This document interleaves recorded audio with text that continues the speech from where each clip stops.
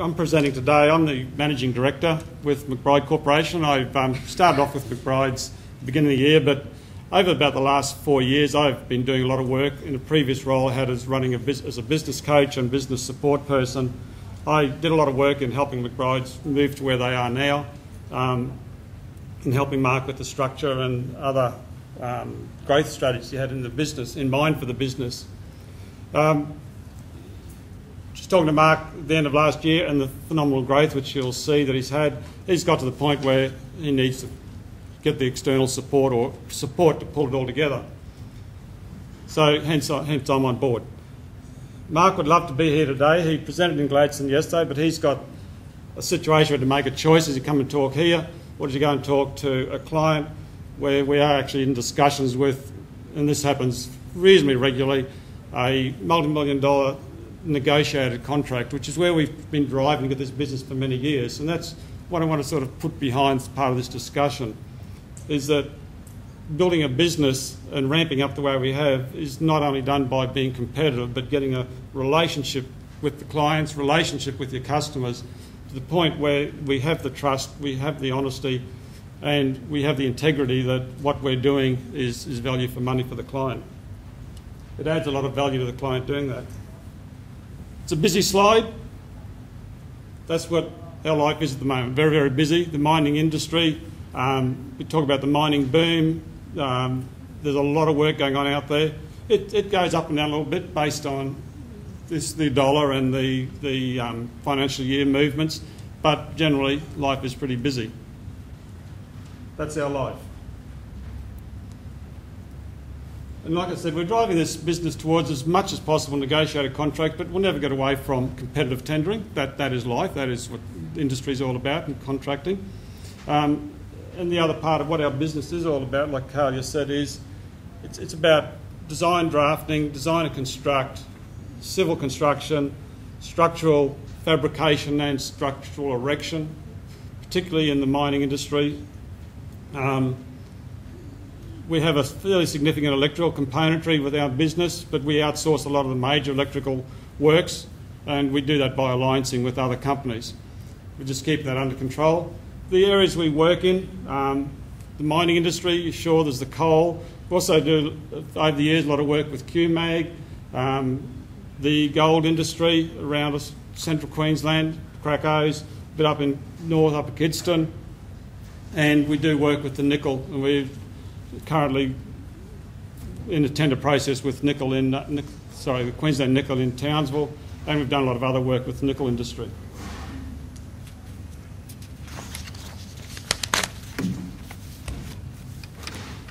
So this is us. Mark started this off as a family-owned business, and in doing that he's really got a lot of family pride in, personal pride in what he's achieved here, but he hasn't done that with having a lot of pride in the workers he's got. And the workers are fundamental to the business we've got and the passion that we drive into our workers and how they operate out on sites. We have an office, an admin building in Yeppoon. I'll explain the story why we're there in a minute. We do the fabrication in Yeppoon, we do the blast and painting in Yeppoon, we do a lot of pre-assembly work in Yeppoon. We try to use local labour down there. The reason Mark built the business there is because that's where he wanted to live, and he did his figures. If you really look at where you run your business, if you've got the people who want to live in the area and want to run your business, you get a better quality of people potentially. The cost of getting that material to site in proportion to the work on site and the work in the workshop is insignificant, almost insignificant. So the transport costs, transport logistics don't really impede us by having a base in Yeppoon. Much other bigger benefits out of that. We operate on 70 to 100 workers on average, but when we come to the shutdowns, and what we talk about shutdowns is when the mine will close for a period of 3 weeks, 6 weeks, and do a major rebuild on, so for example, wash plants, train laid-outs, rebuilding gantries. So they'll shut down for a period of time, and we'll ramp up sometimes out of 250 people for 6 weeks, and then wind down again and wind up again, and that's done by having a huge network throughout Australia and pulling people from all different other jobs, other companies, and in doing that, we quite often are sharing labour with other companies. When they haven't got the work, they'll move in and out of our business to their business and backwards and forwards. And that's the way business just has to operate.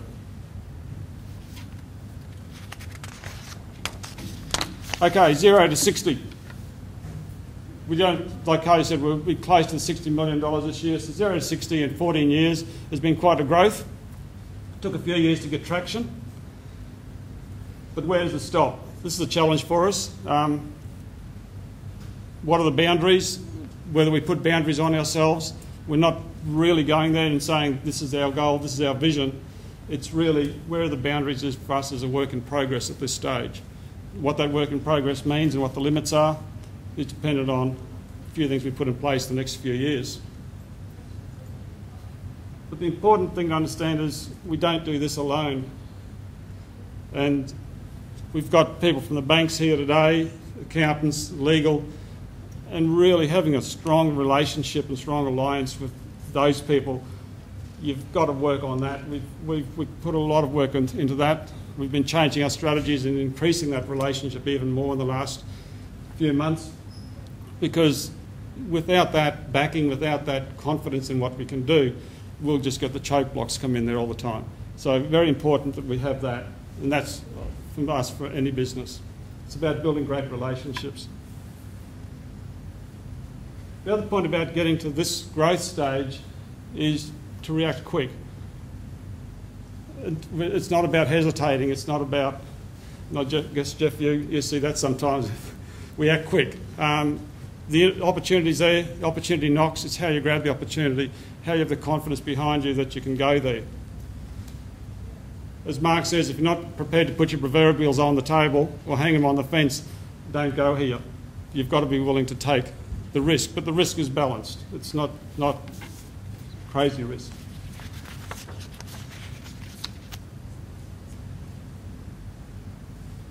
We do get a fair few questions about where does this go to, how do you control the growth, how do you control what's going on.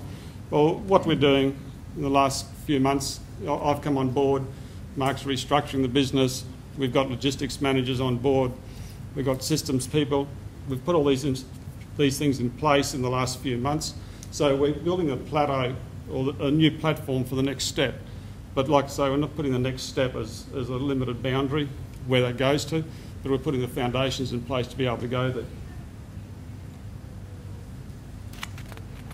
The first few years, what that was all about was you're starting off a business. Mark started the business off in Yeppoon doing design drafting. Took a while to get the traction, but once the traction was there and the confidence was there, the basic understanding of the business, and got into the mining areas, then we're able to take off from there. I can talk about all the equipment we've got. We've got 100-tonne crawler cranes and 80-tonne mobile cranes and bulldozers and all the equipment, but they're just tools to do the job. The assets we either hire or buy ourselves. We work out the best strategy whether we own them or not. But the real thing that sits behind it is these. McBryde Corporation's positive solutions and innovation focused, and the client's interest and trust. But we tend to work with a limited group of clients. It's not selling in retail where you're relying on selling to as many people as you can. We're working with a limited group of people, but not restricted. So we're not trying to be everything to everybody. So we've got the opportunity to drive the innovation and the positive solutions. So quite often that will mean that we'll go in there and offer solutions which actually reduce our opportunity cost. So we could have gone in there and worked with the client and done the job more expensively, probably made a better margin. But philosophy behind McBryde's all the time has been offer them solutions, try to make their life easier. And the other point is best interest and trust. We constantly focus on trying to build that integrity and that trust. It's when we've got the trust there that the clients can do what's happening today, where they invite you in to say, how are we going to do this? What can you put in place? How are you going to make it happen? And let's talk price.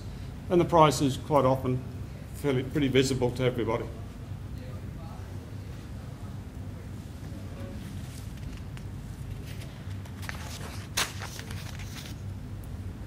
The thing about being invited as well, I was up in, just give you a quick example, we're up in the Dysart Moranbah area last week, where we went through a workshop with the client where we're invited in to help scope the project. So all their plans are laid on the table, as we're the only contractors in there who are invited in to look at the constructability, look at the issues with scoping, go through a commercial risk assessment, not our risk but their risk of how they can take the project ahead.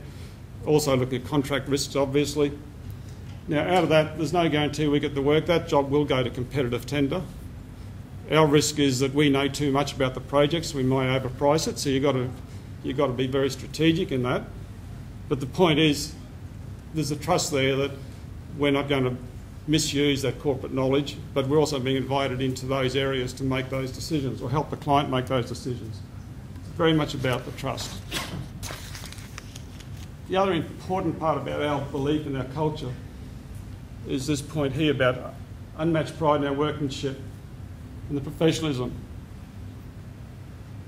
When we're on site, we're quite often judged by what people see of us as a business compared to similar businesses that are in that workplace or similar work groups that are owned by that business. And it's how we can get McBrydes to stand out that little bit above everybody else. And that is a very, very important part of our feedback, part of our strategy we work with people on. We're constantly helping people and helping the business just have that edge so people don't stand around, I've got a mind job mentality. You know, they're out there to help the customer, so they understand what the previous section's all about. So we really focus on that attitude. You've got to be proud. The process there is we look after the guys. We are paying above award wages, not ridiculously, but if we want people to work in Yeppoon and we just pay basic fabrication costs, we're not going to hold them there, so we're a little bit above. And out on the mine sites, that's a little bit different. You've got to be pretty close to award, otherwise people just swap and change all over the place. You have that balanced. So you've got to have a few other things we've put in place there, and Mark's very passionate about looking after the workers. So if somebody is sick, somebody got some family problems, there's issues going on, we'll look after them. It's not about you owe us, it's the value we'll get out of them later on. So a lot of people will go away, maybe for a year, but they'll come back tapping on the door, and that's where we want people coming knocking on our door because they want to work with us. In doing this, you don't go unnoticed. The client is seeing this, and that's one of our areas of feedback. The client is giving us feedback all the time about the workmanship, the attitude. So it's about getting noticed. You've got to stand out from the crowd. The other part about this is safety.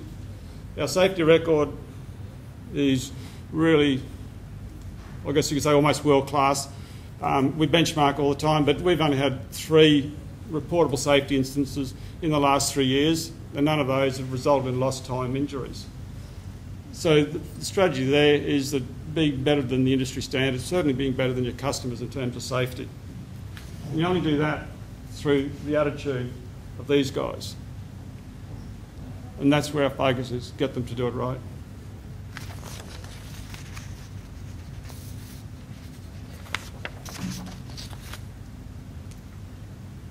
So the evolution, this is Mark's story, but I'll tell you from my perspective.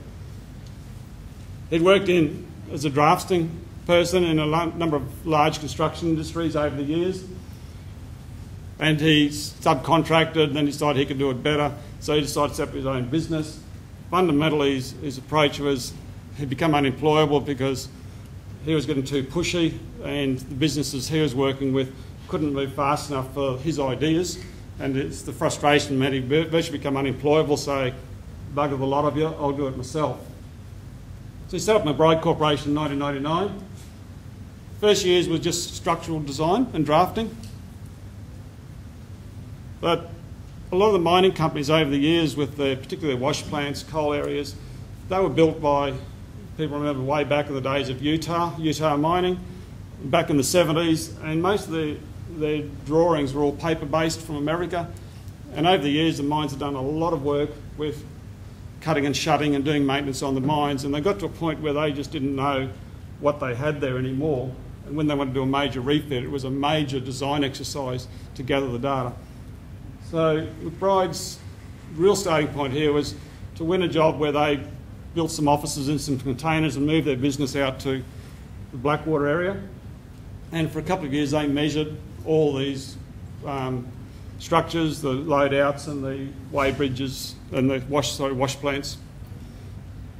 In that approach, the real kicking point for the business was the can-do attitude that I've talked about before, the solutions focused, where they saw contractors were wasting the client's money and went in and said, we can do this better, give us a go. And from that evolved the construction industry. So design, fabricate, construct. And it's taken off from there. We always thought we could do it as good as the rest, and that's the attitude that's still there now. We're just much bigger. So, like I said before about the boundaries, there's other bigger players around. Do we become one of those other bigger players? We don't know yet. But those other bigger players, we know we can do their jobs just as good as they are. So what are the boundaries? So what makes us stand out? A few of the summaries. Positive solutions. The philosophy is glass half full. Always looking for opportunities. Obviously, you've got to manage risk, but the negativeness is something we try to keep out of the business. Now, it's a challenge, but the negatives we try to keep out, particularly the senior management, the glass half full. We can always do something. There's always an option here. It's not the buts. We keep the buts out. Always try and look after the client, and even if it means less turnover, because the other work will follow. Don't worry about this job. It's the one down the track you're looking for. The big factor in the McBryde organisation is the point that if you look after your clients, at this point in time that client may be a young project engineer. In 5 years' time he may be the general manager of a mine. People don't forget that. If a person running a project gets embarrassed by cost overruns, safety records, and he gets one hell of a kicking from management, and that's certainly what happens in this industry, then he suffers. So if you look after that client, make sure his job goes well as much as you can. Obviously, we've got to be commercial about this, but look after that person. That person either grows within that organisation or he moves onto another mine somewhere. And hence the phone calls, hey, can you come out here, guys? Got this problem. This is not working. Can you come over and talk to me? Maybe somebody you haven't talked to for a couple of years and you don't even realise he's out there. Safety. So much of our business is driven on safety, particularly in the mining industry. Got to keep that focus there. Focus on keeping it safe for the guys, but the outcome is to be greater than the industry standard. And understanding that value for money is not the only measure that the customers are wanting out there. Quality of work, performance, on time, painless as possible, and the money's come down the bottom. The money will be paid eventually. That can be a challenge in the mining industry, cash flow. I forgot to mention that massive growth I talked about. Once you're doing that, cash flow in an industry like this is a major issue. It's huge. Very, very challenging to manage, hence you've got to talk to the banks and the external suppliers you've got. So in summary, how we do it? Make sure we've got staff expertise, look after our people, because we can win as many jobs as we like, but if we've got a team of 100 people out there, it's the attitude of that team that makes or breaks what we do in the future. We can't be out there managing all these teams all the time. Always giving people a vision, always being positive, putting on the face sometimes, but always being keeping people motivated, know where they're going, try to keep the doubt out of it. And it's challenging. It's been a quiet time the last few months and very challenging to give people the vision because the mining industry has just been slowing down for a while, but things are starting to build up again now. Attention to detail, critical. Quality of work, I've covered. If it can't be done safely, don't do it.